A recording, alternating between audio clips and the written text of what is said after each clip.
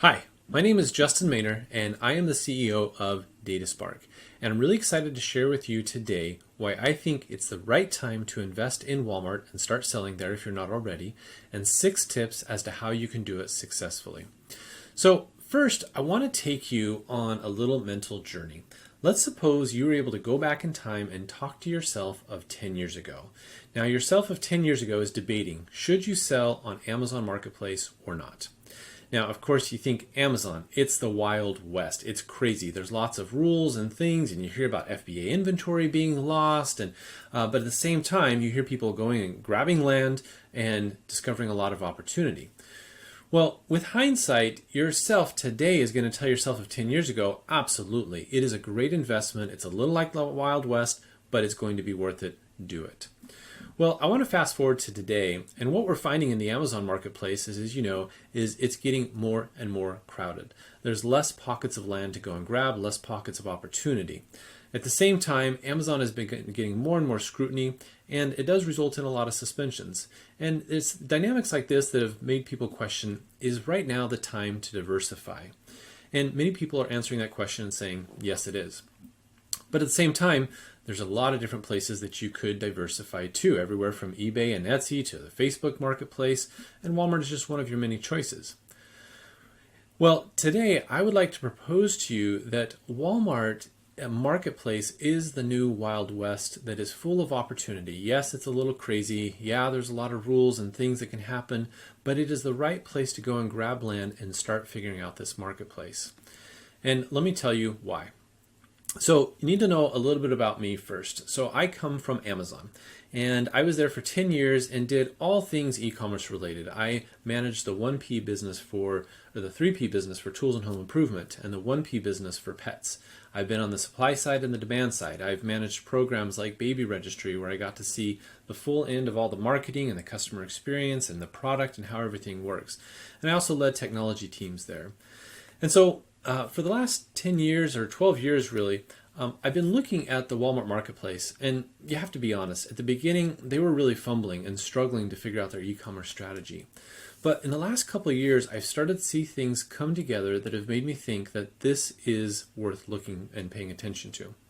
So let me tell you why. One of my favorite quotes from Jeff Bezos is to focus on things that don't change. And the context of this is he says he often gets people that come to him and say, Jeff, what's going to change in the next 10 years? What are the hot new trends? And what he likes to respond with is that a far more important question is, what are things that aren't going to change? Because if you can build your business around that, you know you're going to have a great business that's still viable 10 years from now. And so that's the way he built Amazon. And there are really 3 things that he came up with that really don't change.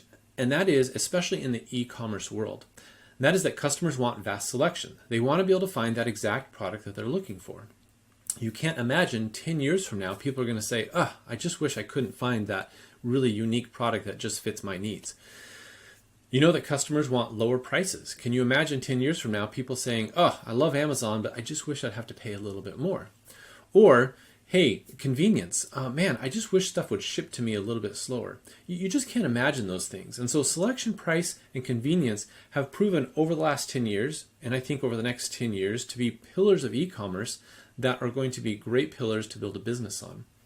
And so when we look at this for Walmart, it seems like Walmart is doing really well and focusing on these fundamentals, and it's paying off.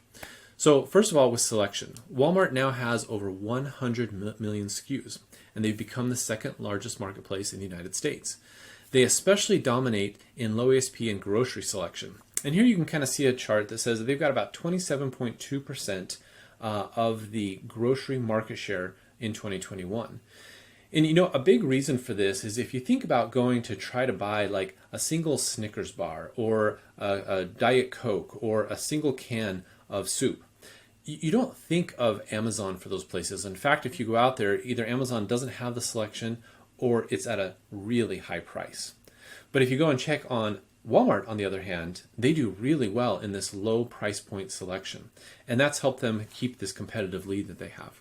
And so they're drawing a lot of traffic to them because of this ability to win in grocery. So the second thing is price. Now, Walmart has been known for a long time to dominate in price in their stores, but how does that translate into e-commerce? Well, I was surprised coming from Amazon. I have seen how much time, effort, and money Amazon puts into being very price competitive. But I've seen some stats out in different publications that would indicate that Walmart is more competitive than Amazon. And so I wanted to find out for myself. So we track millions of products across Walmart. And so we took 50,000 of the top ones and we matched them up to Amazon. And then we looked by category to see who wins. What you find is that in 6 out of the 10 major categories, Walmart beats Amazon in price. And if you look at these 50,000 SKUs overall, Walmart is the price leader. Now, if you talk to people within Walmart, they'll tell you that this is not by chance. They have purposefully invested the time, the money, and effort to be the price leader when it comes to e-commerce. Now, as a seller, this is good news for you, because what this means is that Walmart is investing in something that is important to consumers that's going to continue to drive traffic to the Walmart marketplace.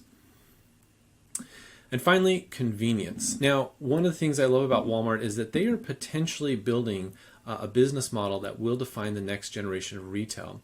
Amazon has always defined this as fast shipping and some other things. But what's interesting is if you look at Amazon, Amazon has about 110 locations. And this is what has allowed them to offer that fast 2-day shipping that customers love, and in many cases, 1-day shipping. But if you look at Walmart, they have 5,000 locations. Now, these are stores, not fulfillment centers. But what we've seen is this trend of Walmart finding more and more ways to turn these stores into fulfillment centers. And the more they do that, the more they're going to be able to offer this convenience that customers love. So what Doug McMillon has said is that is the customer they're going after, this omni-channel customer that likes this ability to shop online but pick up in store. One of the things I love seeing is that I've had multiple people come up and tell me, as I've told them I'm working on this Walmart business, that they love Walmart's grocery pickup. The latest was I was at a family reunion and my cousin was complaining how because of the reunion she had to actually go into a store and how much she missed being able to just go into her app, order what she needed, and swing by and pick it up, and how convenient that was. And so if Walmart can do this right, this truly could be the future is omnichannel, where you have this unparalleled convenience. Walmart is also putting their money where their mouth is. This year they invested about $10 billion in improvements to their logistics and other things to make them win in this space. Next year they're upping that to $14 billion. And it's working. What we're going to see this year is that Walmart is growing from $39.7 billion to $75 billion in their e-commerce revenue. So as you look at these factors of how Walmart is doing on selection, price, and convenience, they're focused on the right things, these core pillars that are going to help them win. And so as I look at Walmart, this is where the puck is going. So let's look at what this means for you as a seller. How much opportunity is there? Well, if you look at the traffic, Amazon has about 214 million visitors, unique monthly visitors, based on the data as of June 2021. Now, Walmart has 118 million. And so you can look at this and say, sure, Amazon has 2x the traffic as Walmart did. We know they're much bigger. However, if you look at the number of active sellers as of June 2021, Amazon has 1.5 million. Walmart only has 100,000. So if you do the math of how many monthly unique visitors there are per active seller, what you come to is that there is 8x the opportunity on Walmart than there is on Amazon. But you have to know how to go out there and capture it. And that leads me to this next point. So all of this comes up that this is a great time to be investing in Walmart. There is a lot of opportunity. They are seeing growth. They are focused on the right things. But here are 6 tips as to how to go about that. The first thing you have to understand, though, is that Walmart is not Amazon. The number one thing we hear is that people say, I'm a successful Amazon seller or a successful Amazon vendor. I brought over my selection onto Walmart and I'm only seeing like 3 to 5% of the sales that I see on Amazon. Well, the problem is that they're treating their Walmart business like Amazon, and they're not the same. So here's my tip number 1. is you've got to find your niche. The best sellers I've talked to who are doing really well have been able to find a niche that is working really well on Walmart. To give you an example of this, we did an analysis of, we have a sales estimate on every product in our catalog, and we can roll it up to the brand, the category, the seller, the keyword level, whichever level we want to. And here we're just looking at the big product groups. And on the bottom axis, you'll have the size of the category. So you'll see that grocery, Walmart does a really big business in grocery. In fact, we had to pull it back on. It should be a little further off. Home is another big business for them. Food, health, auto and tire, books. These are large categories. On the other axis, you have the competition.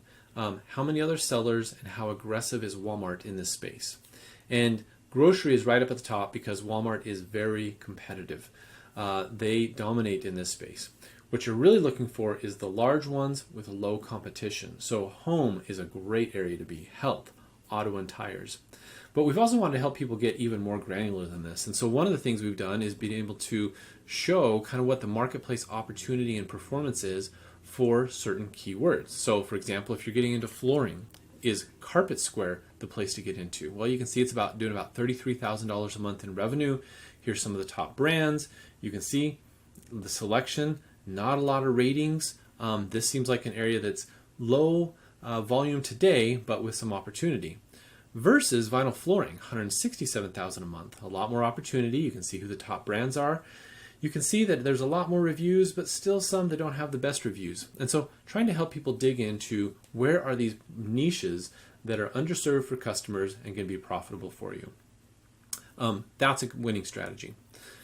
The second is find selection gaps. Now, right now there are about 100 million SKUs on Walmart, but there are 600 million on Amazon. So there's at least 500 million SKUs that aren't on the Walmart marketplace. And this represents a really big opportunity. And to kind of highlight that, I just wanted to share a little story of when I was at Amazon and I was leading the pets business. And one of the spaces we wanted to penetrate even further was the aquatic space. And so we had gone and we had signed up one of the top aquatics vendors. And they had come to us and said, hey, we've got 200 SKUs we're going to load onto Amazon. I said, okay, what SKUs are these? And they're the same ones that they would put into a PetSmart and a Petco. And I said, well, how many total SKUs do you have? They said, well, total, we have about 5,000. I said, I want them all. I want to put every single one of them up on Amazon. I thought, what? That's a lot of work. That's crazy. It's not going to be worth the time. And I convinced them to just trust me, add all of the selection up there. And lo and behold, they came back a few months later and we started looking at their sales. And we had like 30% of the sales that were in the bottom 2,000 of those SKUs. And it was like 50% that were in all the ones that they weren't even wanting to load. So like half of the business was in that bottom 4,800. And this is the thing about e-commerce, is that there's so much latent demand out there that sometimes it's just hard to know. And the goal is just to load it all. Now you have to be smart about it. You have to get good at listing products. You have to know how to order so that you're not taking on a bunch of risk, but you're teasing out the demand in that tail before you place orders. And there's some smart things you can do. But the point is, selection wins in e-commerce. And to the degree you can build the competency to build a large catalog, it works. And in fact, we've been doing some analysis on who are the top sellers and correlating their revenue with the number of listings that they have. And sure enough, there's a strong correlation that the more SKUs you have, the more business you're going to do. So the third thing is to optimize your keywords. The keywords on Walmart are not the same as they are on Amazon. In fact, they're quite different. And one of the best ways you can see this for yourself is if you just go to the search bar and use the autocomplete. Both Walmart and Amazon kind of use popularity to generate these autocomplete suggestions when you're going to search. So you can see on Amazon that you have gifts for women, gifts for men, gifts for mom, and some of the popular keywords that are on here. Well, if you go to Walmart and do that exact same keyword, you're going to find it's very different. You get gifts for girls age 11, girls age 8. You get bridesmaids gifts, retirement gifts, a completely different set of keywords. In fact, I don't know if there's any overlap on those two lists. And so this has a really big impact. One other story that kind of illustrates why this is important is I was working with my friend Ping Hao, who's at Brands 3P. And what her agency does is really helps brands that want to stand out on the Walmart marketplace to do that. She's an ex-Walmart marketplace executive, and she knows a lot. But she's working with one particular client where they sold toys. And for whatever reason, on these toy keywords, they kept finding that the pet toys were showing up above the kid toys, and she couldn't figure out why. And so she contacted one of her previous coworkers at Walmart and said, explain this to me. And they looked into it, and they came back and they said, what's happening is that pet toy vendors are doing a better job letting us know that it's a toy than toy vendors are doing. And so the general toy keywords, we're getting pets products up there. Okay, so here's the takeaway. In other words, what they were doing is, whereas Amazon kind of understands the categories and understands a lot more, Amazon is much more algorithmic driven. Walmart is still pretty simple. And you've got to, if there's a keyword you want to win, it's got to be in the title or the description. So you've got to find the top keywords, and you've got to make sure those keywords are both, even if it's a generic one like toy, it's got to be in the title, got to be in the description, and that can make a really big difference. Finally, expedited shipping is king. Walmart gives a huge boost to expedited shipping, both in search and in the buy box. And let me give you the buy box. We've been doing a lot of analysis on the buy box. And of course, there's three main things that make up the buy box algorithm: price, shipping, and your performance.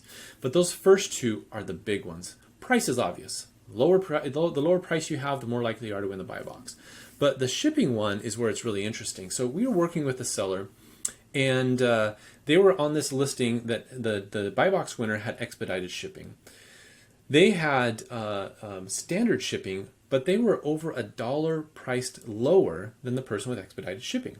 So we said, okay, let's find out, let's use this to determine what you have to do to win the buy box. So we had them lower it to $1.50, to $2, to $2.50, to $2.75. And still, the other seller was winning the buy box. So we went all the way up to $2.99, still losing the buy box. $3, boom, they won the buy box. So we've since done a big analysis, and what we found is that for items that are over $35, it's like a $3 margin that you have, that they are a $3 boost you can think of that they give to expedited shipping. Under $35, it's between 4 to 5%. This is huge, way bigger than what Amazon used to give for the fast shipping. So the point being is you've got to find a way to offer expedited shipping if you really want to win the buy box and get a boost in the search keywords. And so you can do this with WFS, with Deliver, or even if you're doing your own shipping, make sure in the zip codes where you can reach people with 2-day shipping that you've got that enabled for you. It makes a really big difference. Finally, you need to find a community. You know, the way I like to explain this is if your child was sick, you're not going to take them to a vet. You're going to take them to a doctor. And it really helps if you are wanting to win on Walmart that you find Walmart experts, Walmart communities, the Walmart Facebook groups, the places where you have people that really understand Walmart versus going to your traditional Amazon experts. That's the whole reason we kind of got started in this space. And this is a good place to share a little bit about what DataSpark does. I left Amazon about 2 years ago. Was just looking around with some of my friends and kind of other business associates about where's the puck going, and we started looking at Walmart and realizing that they were really growing. They're focusing on these the right fundamentals, and yet we would go out and talk to sellers. They were just complaining of no tools, very little support like you have in the Amazon ecosystem. And so we decided to come in and help fill this gap. And we now track over 24 million products. We can tell you everything about the demand, the competition, the price.